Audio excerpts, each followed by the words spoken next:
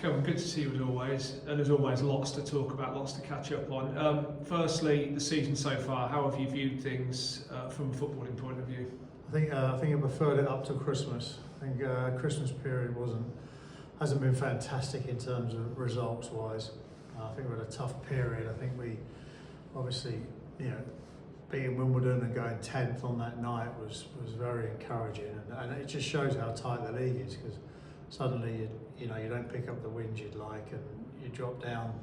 I think the Burton game really hurt us. I think that was kind of out of the blue, and it gave us a real kick. But I think a couple of good results, the draws that we had, and I thought we did all right Saturday. I think we a couple of mistakes, as Kevin said, and that's a different game. But apart from that, now it's a time to pick up some results. Well, I think when you go below the line, it's always psychologically it's always a bit concerning. But if you look at last season, more points last season at this stage, less games, better goal difference than last season. So now it's just a case of picking up again and getting the results that we need to over the next sort of 5-10 games. We've got a busy period now, so you've just got to be prepared for that. And with the Virtue Cup as well. So I think it's Saturday, Tuesday for a while now. It does show how quickly things can change. That Wimbledon game you referred to was a month ago, and that night we went 10th in the league, and a month on, and like you said, we've just dropped below the line. So it does show how close things are and how quickly things can change. Yeah, you can see it with a couple of teams that put results together, and us when we did it, before Christmas. So now it's the case. I think we've had some tough games over the period, and you can't underestimate that. And we've equipped ourselves well with teams with much bigger budgets and much bigger bigger opportunities to sign players. So we're now is a time that we've got to, and Kevin fully understands that, and the coaching staff and the players understand that we've got to turn some performances into wins. The nature of the league has changed, hasn't it? I think this year we're on more points from fewer games than we were 12 months ago, yet the league position is slightly lower, so it does show it's a more condensed, a more competitive league. Yeah, it's been a strange one. We're a lot of conversations in the background as owners and chairmen around salary costs and what clubs are having to fund, and part of that conversation obviously includes competitive balance. And it's been an interesting league so far this season. You never know how it ends up in the end, but the competitive balance seems quite high at the moment, and so we've got to look at that, and we're looking at that, and in terms of a whole league, an EFL perspective, in terms of what the costs are and how the costs have gone up. But yeah, it's be interesting to see how it all shakes out. Staying on the pitch for a moment, the Virtue Trophy campaign, we've equalled our best ever run in the competition, and a game at Wimbledon to look forward to next month. That, I guess, shows that the squad depth has improved on previous years, because often make 5, 6, 7 changes, yet we've won every game in the competition and have progressed well. Yeah, I think the other thing that we can't underestimate is the injuries, or the lack of them at this stage of the season, in terms of in the past few years. There's definitely been improvements in that side of the club, and that'll be reflected, I think, in our January business. I think last year we had to do a bit more business because we didn't have the players. In the last 2 years we just didn't have the players, so we had to sign players, and tended to be players who were free agents, or players that hadn't played that much. So this year's a bit different. I think we can make a bit more of a considered view on that, and make some decisions, and we've made some decisions. Ethan going, but Elliot coming in at the back, and now we've got to make sure we replace Ethan at the top of the pitch. You touched on the issue of finances earlier. How challenging, not just this year, but maybe over the last 2 or 3 years, how much more challenging have finances got it in League One? Oh, undoubtedly. I think it's the conversation throughout the whole of football in this country, especially in the Leagues 1 and 2. And even the Championship, I think the average loss in the Championship is 20 million quid. And I think the average loss at our level is some 5 or 6. And it's very challenging. I think, we've looked at the numbers, and I think we're spending an extra $1.5 million a year just to be in the same place, just to keep up. And that does become hard, and does become challenging, and does dictate some of the decisions that you have to make. But we're aware of that. This is nothing new for us as a club. We know we're punching a little bit in terms of where we are and competing at this level, and we've got to make sure that we do that. And I think we on the flip side, I think we should be proud of the fact that we do that. We're not a club that's going to lose 5, 6, 7 million. We drew with a team the other day that lost £14 million, a year ago. So we have to be realistic and be as competitive as we can be within our realistic framework. Transfer window, then we spoke about it a little bit earlier. Quite a busy start to the window. New contracts for Ross and Kyle Edwards. Elliot Moore's come into the club as well. Kevin Nolan talked about it yesterday. Busy start, maybe that little bit of a lull, and expect things to busy up as we enter the last week or two. Yeah, it'll be interesting. But I think Kevin and Colin, we've got a meeting on Thursday. We've talked about it, and I know James has worked quite hard with it. And the good thing about this right now is we don't feel like we need to panic or be desperate to sign players. We need to make sure they're the right players. We all accept that we've probably got to replace Eaton at the top of the pitch. But I think last year we were desperate to sign a couple of midfielders when we signed Liam and Terry, but just because of injuries, and we didn't really have bodies in there. But this year, I think we're in a different place, in the midfield, and even now with Elliot signing at the back, I think Elliot's a big signing for us. That's a bit of a future-proof sign as well for next year. So we need to make sure that we find someone up top. I don't think it's going to be. I don't think people should be expecting 4 or 5 players. I think there's only technically one squad position left with Ethan going. There may be a decision on a couple of injured players, that in terms of the squad. But at the end of January, we do have to, give the EFL our squad list, and as it stands right now, there's one space available. So there might be some manoeuvring in and out, etc., that happens at the end of a window. But I had a call or a message yesterday about a player, one of ours, but we will manage that as we go along. I don't expect it to be ridiculously busy. I think 1 or 2 movements, but we'll definitely be in the market.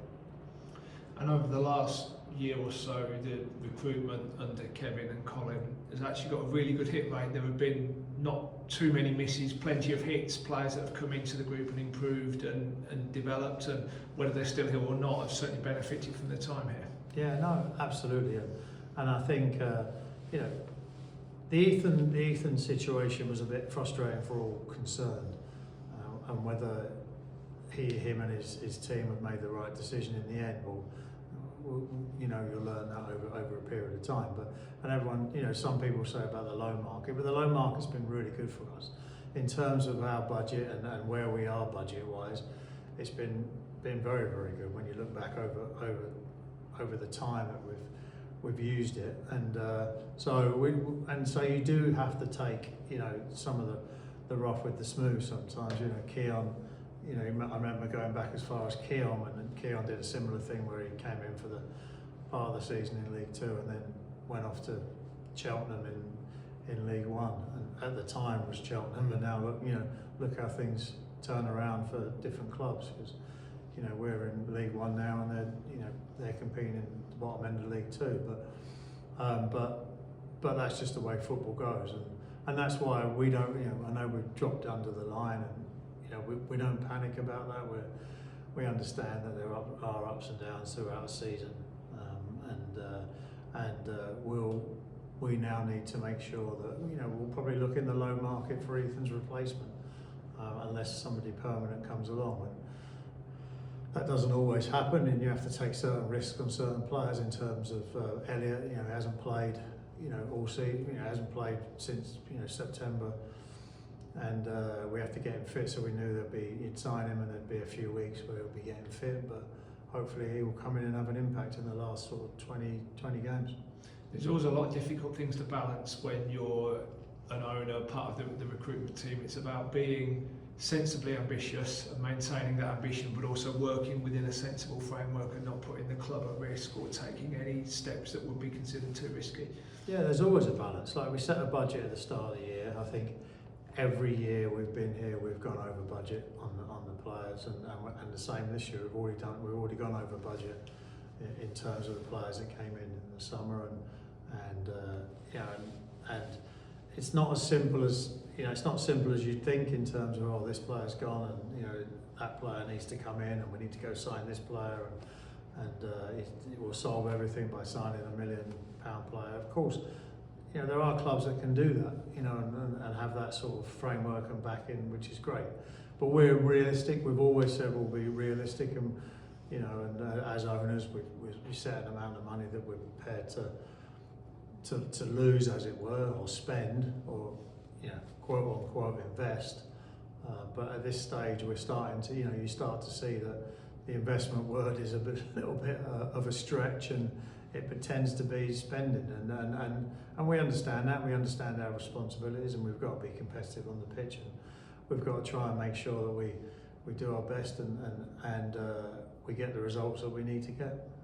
Using that word investment, something else you invested in was the LCS stand that we're sat in at the moment, coming up to a year soon since it first opened its doors, and the feedback's still really positive. Yeah, I think anyone that's been in here, anyone that's used it, and I think it's fully accepted that it's probably better than what was people expected, and that's very pleasing. Could you have done things differently? I think in certain things, definitely. I think any major project, you'd look at things a bit differently here and there, but overall, I'd say that we're very happy it's operating.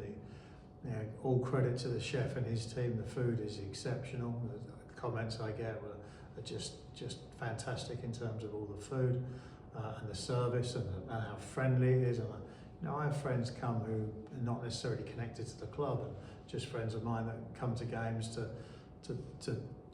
support and visit, and they get blown away by the friendliness, the service, and so it's really good from that side of things. It's really good, and it's just good to. And I think there was a great picture shared on social media this weekend. I think in terms of the sunset on Saturday during the game, and whilst on the outside of the stand we didn't love the sun in our eyes for our first half, but the sunset was beautiful and the stand looked great. It looked great, and the whole ground looked great, and we keep trying to improve things slowly by slowly, and the East Stand was a big one, and we're glad to have got it done and very proud of it. Another area invested in working with the fan advisory board is the Brian Lomax fan zone, of course, and again, really good feedback coming from that side of the stadium on match days too, with the increased food and drinks and facilities. Yeah, we're pleased. We're very pleased about the decision. We had that decision during the process of where do you put that, and originally the East Stand was kind of earmarked for a fan zone, but I think the decision to send it to go onto the other side of the West Stand was a very good decision, and in conjunction with Tom and the FAB and having those discussions with stakeholders, I think was good, and so we've really benefited from that. And I've heard positive feedback all the way along. There's a good atmosphere there.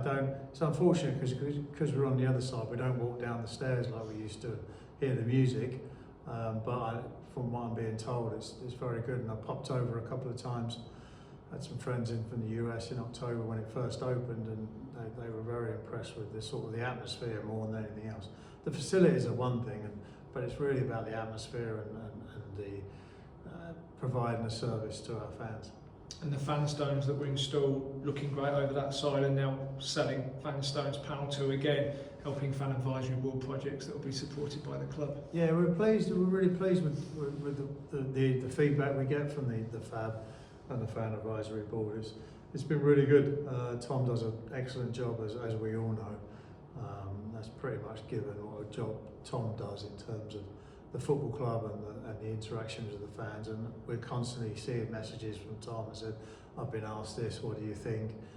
I've been asked this, what do you think? And I see the interaction with James, myself, and it goes back, and these are our views on that, and this is what we can do to help. And there's been a lot of that stuff is unseen. It's some of the stuff that Tom and the FAB structure has been able to do is help fans with individual issues sometimes, not necessarily group issues, or fan base issues, just individual issues, and they get taken care of quickly because that's just the way we are as a football club.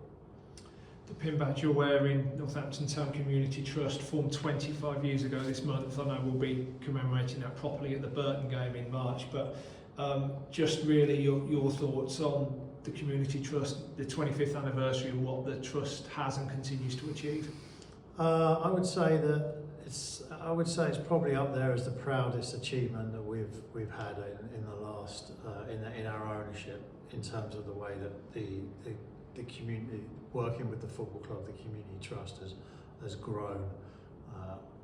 I think it's quite well known that when we first came in, it was I think on its knees was a fair description, owed money, and it wasn't going in the direction that you would want a football club Community Trust to go.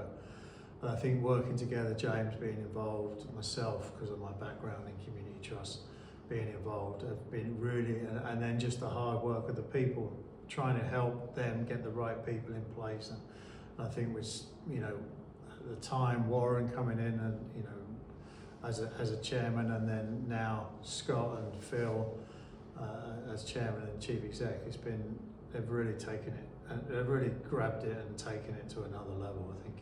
I think it's up there as one of the best community trusts in the country. I think it's well recognised, award winning consistently, and the work that it does on a daily basis is just fantastic, and we're very proud of it. And they should, and as a trust, they should be incredibly proud of themselves to celebrate 25 years, but not just to celebrate 25 years, because a lot of people can do 25 years, but to be celebrating 25 years at the top of their game in terms of a community trust fills us with a lot of pride as an ownership, and fills the club, the club feels tremendous pride to be associated with our community trust. So we're excited to celebrate, and we'll definitely be showcasing a lot of what they do.